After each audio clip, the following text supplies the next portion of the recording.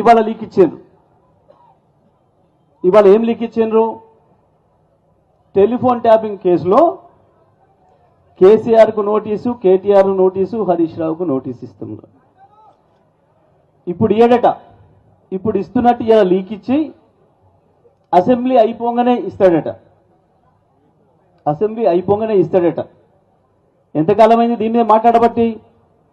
వాడు ప్రభుత్వం ఏర్పడ్డ మొదటి రోజు నుంచి దీని గురించి ఏడవని రోజు లేదు. వాడు కరెంటు మీద ఏడ్చిండు, వచ్చిన రిపోర్టును కిందంగా లోపల పెట్టుకున్నాడు, బయట రానికుండా. ఇది చూస్తే నా ఇజ్జత్ పోతుంది అని.